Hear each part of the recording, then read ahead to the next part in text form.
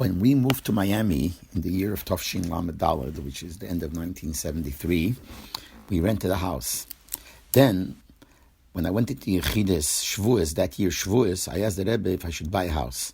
And the Rebbe said, Aglai Chazach, that's the right thing to do. So when we came back from Shavuos, we got an agent, and the agent helped us look for a house, and we were looking around for a house to buy. We found one house which seemed fitting to our needs, so we thought this is a good house to buy. So I wrote to the Rebbe and asked the Rebbe if I should give him an offer for this house. And the Rebbe answered, Katzas Yedidim Mevinim. You should do according to the advice of friends who are Mevinim, understand these inyonim, understand real estate, etc., etc. So I spoke to a few people who are Yedidim Mevinim, and they advised me that it's a good idea to give it an offer, but they said, go, the highest you should go is to a certain price. So I gave it an offer. They came back with an offer of much more. I said, I'm not taking it. So I went a little bit up, and then when they went a little bit down, finally going back and forth, the end was that I came to a point that I was going to give the maximum that the Yedidim Mevinim said to give. And they didn't want to go down that low.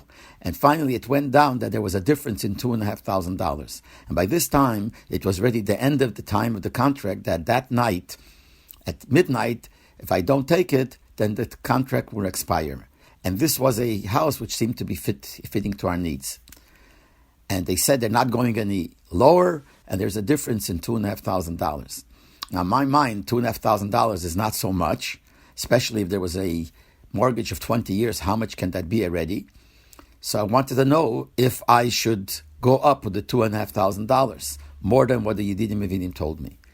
So since it was the last day, I called Rabbi Yomen Klein. It must have been about 6 o'clock in the afternoon. And I said to him that the contract will expire. There's a difference in $2,500. Should I take it or not? Should I give them into the extra $2,500 or not? Could you ask the Rebbe?